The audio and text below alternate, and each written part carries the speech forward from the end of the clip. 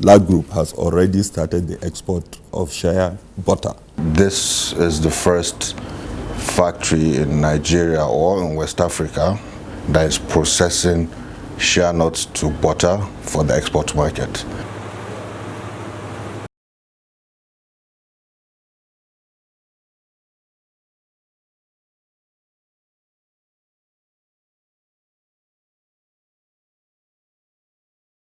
This is a very critical time for Nigeria. The current administration of Muhammadu Buhari has reinforced the need for us to diversify revenues from the regular monoproduct being oil. And recently, the government through the Central Bank of Nigeria advanced Nexim Bank and of course the economy other banking entities an intervention loan of 500 billion naira in an export stimulation facility. Now we've already started working on accessing it. For us to push export of agri or agro-allied products, we have to produce, okay? So we have gone back into with another acronym that we call PAVE, which is production, add value, and then export. And we have 12 strategic products that we focus on, okay, which includes cocoa, cashew, sesame, so on. And we have gone ahead to add things like hides and skin, which constitutes a large part of our exports today. We are trying to focus to also grow that, given that we have a lot of the structures and processing plants that are today idle.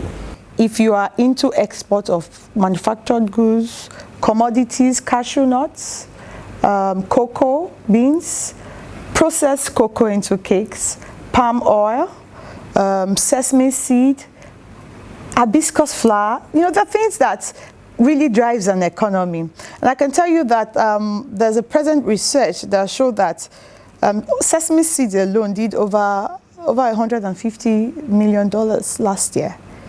It's a new drive, and I think it's more sustainable than the oil that we're presently depending on.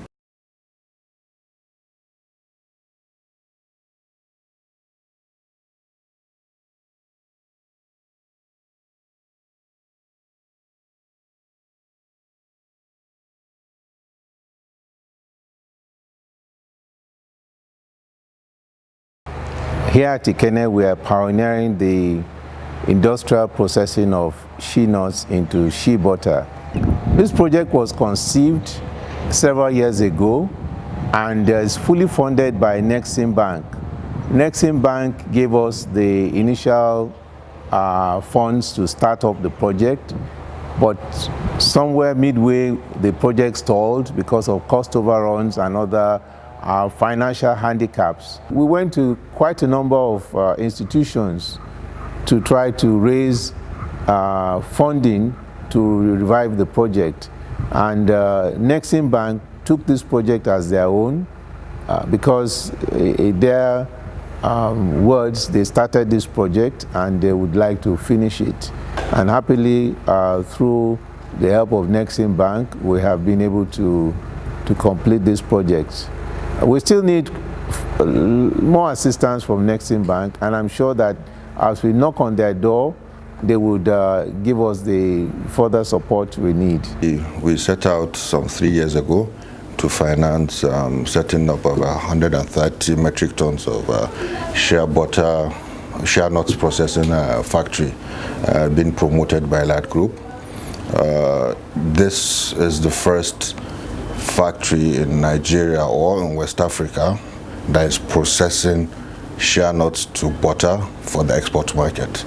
Ladgroup is one of our prime customers. We're very happy with Ladgroup because it has started the production of one of the added strategic crop that hitherto Nigeria wasn't involved with. Ladgroup has already started the export of Shea butter, the first of its kind from Nigeria.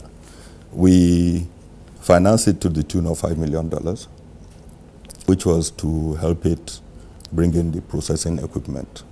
Given what we have achieved so far with Ladgroup, I think we are ready to support them to the end take them higher the value chain now to even start refining shea butter within Nigeria.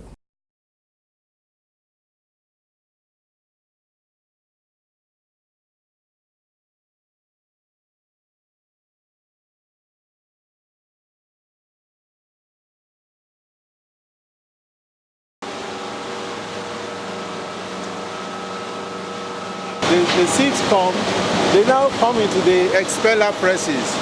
This is the first stage of the extraction of the shea butter. In the expeller presses, all you are doing is that you are squeezing the shea nut, and by squeezing the shea nut, you are squeezing the oil out of it. Shea nut has a very high oil content, about 48% of oil is in shea nut. So by the time this process is over, you have reduced the oil to 18% or 20%. Now that cake that contains 18 to 20% oil goes to the solvent plant to remove the remaining oil. The oil comes out of this press. The oil comes out with a lot of sediment, and that needs to be separated to get clear oil. And there are two processes. One, if you go over there, there's a filtration tank. And the filtration tank, which is just there, we can look at it. Oil comes into this tank, and you have a mesh, which is up here. You can see the mesh. The mesh rotates. It goes round in a cycle, and it scoops the oil. The oil, it sieves the oil. The oil goes through, and then the sediments, that is the sediments remain in the mesh. And so it goes continuously like that. And when it gets to this conveyor here, it empties the sediments into the conveyor, and that is taken back to the process. So what you get out of this is oil that is semi-liquid and semi-clear. It's not totally clear. The final process of making the oil clear is a filter up there. That's the filter press. That filter will remove the remaining particles in the shea butter. And at the end of the day, what is left is less than 0.1%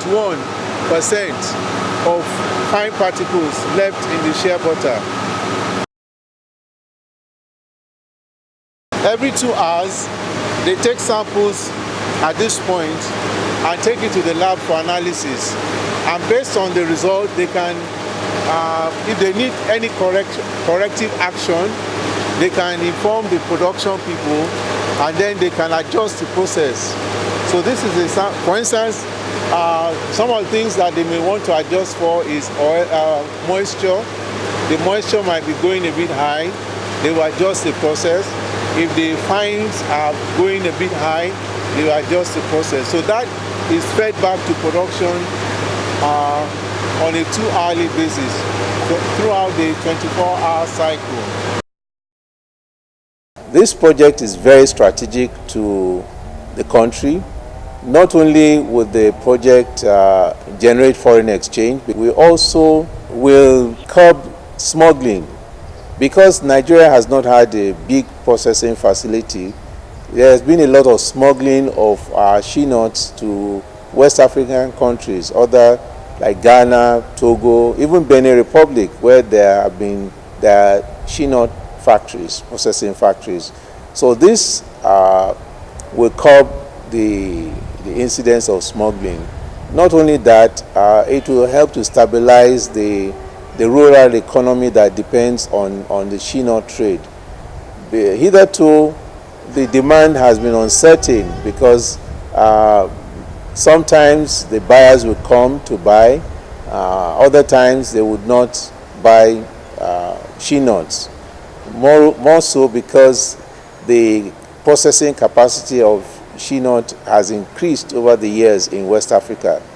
But now with a plant like this, of this size, there is an assurance that every year there is a demand for Shea nuts. The good thing about this project is that even before production, one customer has bought entire production up to year 2019. And what we are shipping now is the beginning of export to this customer. The bank has supported startup companies, companies who started from the scratch, and the bank funded them even as startups, and such companies have now grown to become one of the top 100 exporters, as published by the CBN annually. Now in that rank, we have the likes of Olam, we have the likes of Ammonium Rubber, we have Multitrex, we have Biloxi Biscuits, and so many companies like that. So the point I'm making really is that as a development finance institution, what we bring to the table is the fact that we're able to support critical sectors that otherwise would not have been able to get support from the commercial banking sector. Anyone who has a bankable transaction or a bankable project that has export as its major component can walk into any of our branches. Then our officers will guide him or her as to what to do to access our loans. You don't need to know anybody. You can just walk into my office if you want, and I will listen to you and send you to the appropriate person. Now that is why when we came in, we found that the bank was too centralized. Now if an exporter from, say, the east wants to access us, he has to travel all the way from the east into Abuja and discuss with us. Seeing that, we now found it necessary to decentralize the bank. Okay? Now, our ideal situation is at least have a branch of the bank in every state, but we're not ready for that. So what we have done is we started by having a regional office in every geopolitical zone within the country to make it easier for exporters to access us. Whatever products that Nigeria needs to export away from oil, Nexim is a partner to support, either by direct lending to it or by providing export credit insurance or export credit guarantee for exporters to do. Then again, we also support the importation of products that will be used in processing export. So we also support import for export. As an ECA, our job is not only to make money or to make profit. We also have a developmental role. So we lend our money or we support our trade with single-digit lending rate. The highest we give to our exporters is actually 9%. Compare that to 17, 18, or 19% that they get from the commercial banks. I advise people to articulate a bankable business plan. For us, we have some restrictions in the sense that we are an export credit agency. We promote the export of goods and services, not just financing any project that has no export content.